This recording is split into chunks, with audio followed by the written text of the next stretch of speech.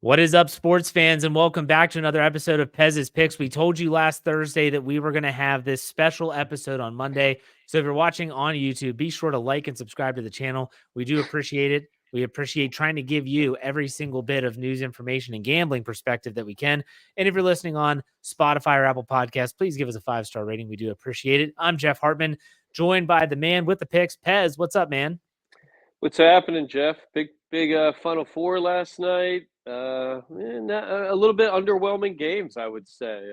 Not what we were looking for excitement wise. Got a little bit of what we thought was going to happen. Got a little bit we didn't think was going to happen. But shooting bad again. I mean, kind of the theme of this tournament. Purdue and NC State. I mean, they cracked the light bulb instead of lighting the lamp, and it turned out to be a dud of a game. There's just been I don't know, and I'm not a big basketball guy. I've never been a big basketball guy. NBA, college doesn't matter. It just doesn't seem to have a lot of juice. You agree or disagree? Like, there's nothing really that's appealing and drawing me to these games.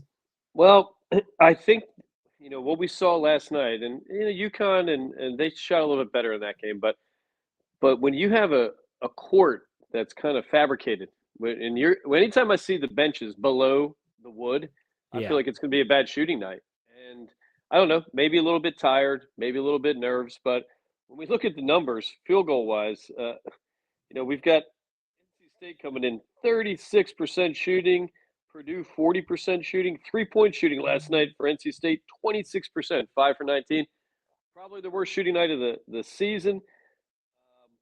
Aside from shooting poorly, they did everything that we were expecting them to do defensively.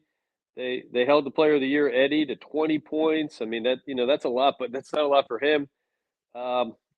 Strange game, though. I mean, I think NC State went to the line twice in the whole game. That's it? And 2 times. Eddie, and I've been looking at this, and I've been hearing people kind of whisper about this. He does not get called for fouls. And, he's a big guy. He's 7'4". I don't know what it is, but he had 1 foul last night. And you're a center and you're 7'4", and he was playing against some big guys, and they were muscling him. They did let it go a little bit, but it was kind of a boring, slow, bad shooting game. We got the turnovers we were looking for, 14 turnovers for Purdue, and the shooting was horrible. I mean, their point guard Smith came in 1 for 9. NC State should have won that game. And a couple more shots go up. It seemed like they did run on the gas a little bit, and they're a little bit tired. But a couple things that we're looking for when we're talking about tomorrow's game. Eddie, whole game, 40 minutes. Smith, point guard, whole game, 40 minutes last night. I know they're young guys. It's college. Huge emotional game last night for them. I mean, I saw a little bit of nerves, and I saw a little bit of, kind of that was a scared game out of Purdue. 48-hour rest, and then you're coming into this national championship. So that's going to be I think that's going to come into play and come into, our algorithm when we talk about who we're picking this week. Yeah, so NC State was getting 8.5 points in the Final Four. They lose 63-50, so we don't cover. We lose that bet, but we do finally we break through the win column with the UConn and Alabama game. This game was tight for a while. UConn eventually pulls away 86-72, covering the 11-point spread. Pez, what's your thoughts on the UConn Huskies? I mean, Jeff, this game played out exactly like we talked about this past week. UConn was able to do what they do. 86 points, a little bit higher than their average. I think they're averaging 82. And Alabama came in number 1 in the country. I think 91 points a game, pretty shocking. Held to 72. And I think we talked about they can keep them about 70 points. They're going to cover that spread. And they did do that. Shooting-wise, 44% from Alabama, 50% from UConn. So I think that court, had something to do with this a little bit. And I think that is going to come into play in this national championship. I think that arena is too big, and it's a different depth perception. It'd be like going out and playing golf, on the moon where you got nothing behind it. You got no trees, nothing, right? So yeah, we did have some more fouls in this game. 3-point shooting was a little bit up, but UConn. I mean, we look at you look at UConn's box score. Starting lineup last night. We're going right down the 5. 14 points, 18 points, 21 points, 12 points, 14 points. Balanced team. A very difficult thing to stop. And when you're getting balance and you're getting points from all 5 guys in the lineup, I don't know how you beat this team. I mean, they were unstoppable. When we look at the results from what we've seen, it's pretty remarkable. From UConn, they have won in this tournament. I mean, obviously they've won 5 straight. They've covered all 5. First game, 39 points. Second game, 17-point margin of victory. Third game, 30, 25, 14-point margin of victory. A shocking dominance that we are not seeing in college basketball, really in college sports in general anymore. And I think it's going to be very difficult to beat this team. Yeah. So the Final Four, we finished 1-1. So leading up into the national championship game, let's tally up our NCAA March Madness picks. We're 8-6. We're 8-6 heading into the championship game. Pez, what are your thoughts on our picks so far this tournament before we get to the big game coming up on Monday night? Well, the Mendoza line in gambling is 50%. So it puts us at about 51, 52%, 8 out of 14. Love it, Jeff. I think we were talking off air. I've had some rough March Madness months as a gambler. I had a lot better months when people are calling me and putting action in. It's a very difficult thing. It's a fun thing. Like we talked about, they stagger these games for a reason. You can bet. And now you can bet in game. I have some guys that tell me they wait for about 5-10 minutes into the game and they start laying their action. A strategy, you can take a look at doing, but that can get yourself in trouble too. I'm kind of happy with what we did. I think half of those wins came from UConn or more. And it's been a rough tournament. But at the end of the day, we have the 2 best teams in the country in this championship. We've got the best player in the country in Eddie on Purdue, and we've clearly got the best team in the country with UConn. I think that after all is said and done, we're having the national championship. And that doesn't happen often in this tournament, but in this one it did. Purdue not coming in as dominating. I think they could have lost that Tennessee game. They were down big, and then they came back. So, we have a steamrolling team in UConn. Look like a dynasty, and we got a Purdue team that's really a 2-man team. Smith and Eddie, great, 1-2 punch there. Had a bad game last night, Smith. I think he shot, like 1 for 9, had 5 turnovers. I mean, I think his assist to turnover ratio was 5-8, and not a good one for a point guard. If they turn the ball over 14 times against UConn, they're going to lose by double digits at minimum. So it's going to come down to, can UConn do what NC State did?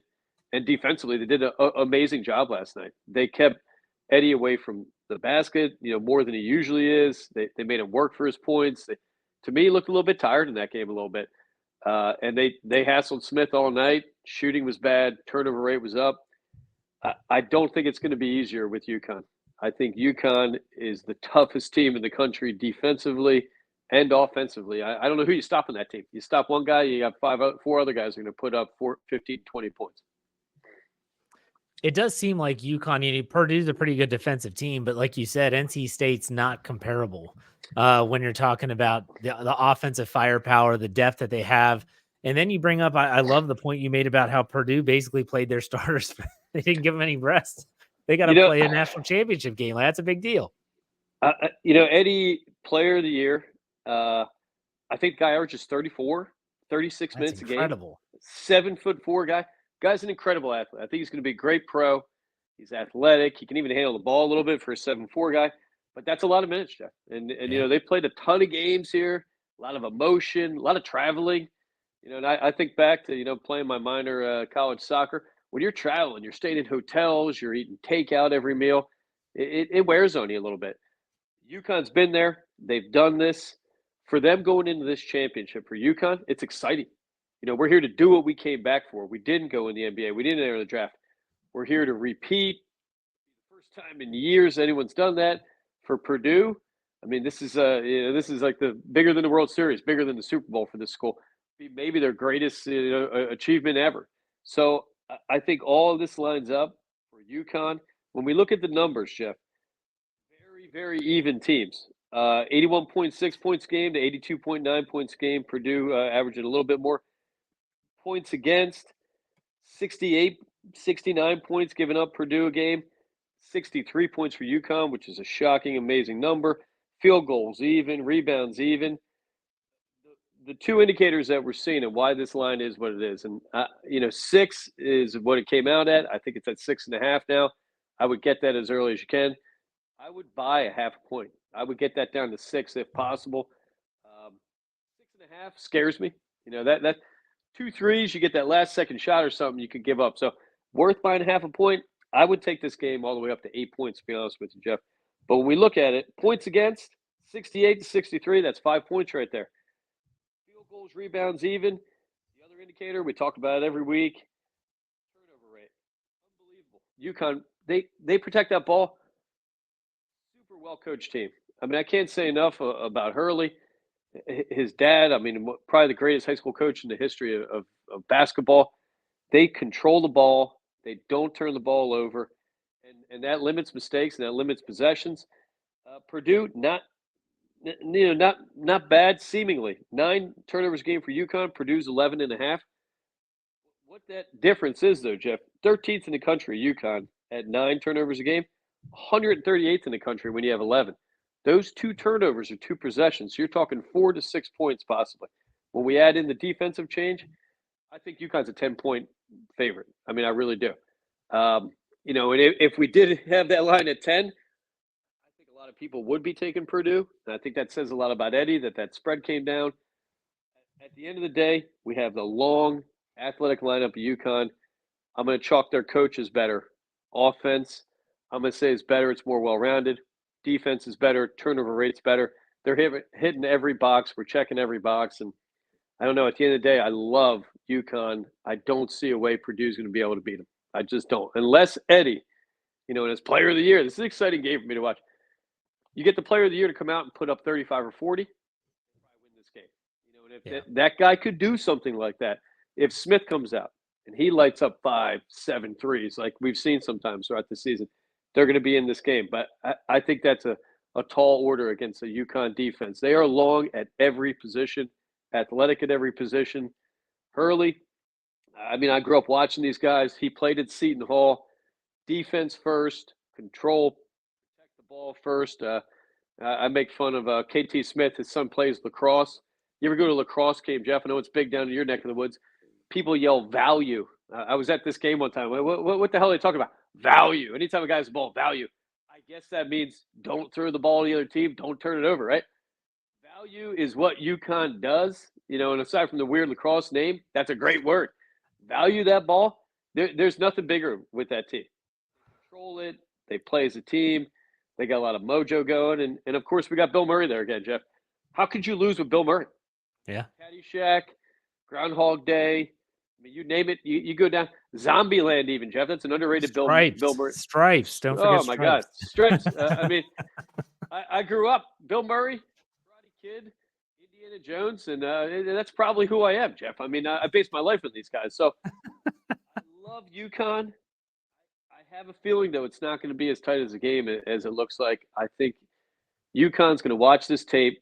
They're going to do what NC State did. They're going to do what Tennessee did, and they're going to give Eddie a lot of problems. And without Eddie, the team doesn't have much left in the tank there, I think, for Purdue. Yeah.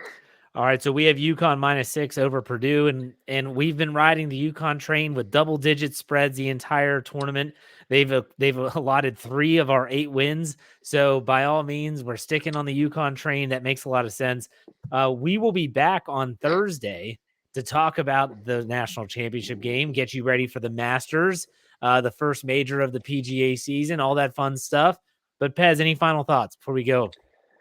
Well, I hope everybody watches. We're taping on Sunday, Jeff. Iowa, 6-point dog going into this national championship women's game tonight. I'm taking Iowa, Jeff. I think, and Clark had a bad game last game. I do not think she has 2 bad games in a row. I like Iowa getting the 6 tonight, 6.5, I think, in some books. I'm excited to watch that one. And Monday, what else you doing on a Monday in April, Jeff, right? There's nothing going on. I hear people mowing their lawn outside my house here in Jersey. Enjoy yourself. Watch the eclipse, Jeff. I guess you can't look at it, but get outside. The stars are aligning here for the Husky. I think it's going to be a big night for them, and I'm excited for them. And, I'm ready to get my popcorn and my cervezas going, and it's going to be a fun Monday. Go. I will go to work Tuesday, though, Jeff. I'm not one of these Super Bowl, national championship call it the next day. as I tell my son, you party hard, you got to work hard, right? So we got to get up in the morning. So we'll There you be go. at work. Excited. I would lay big on UConn. All right. I would double my usual unit or bet, whatever you want to call it, Jeff. Love it. Love it. We'll see how it pans out. Pez, as always, thanks for your time. We'll see y'all on Thursday. Take it easy.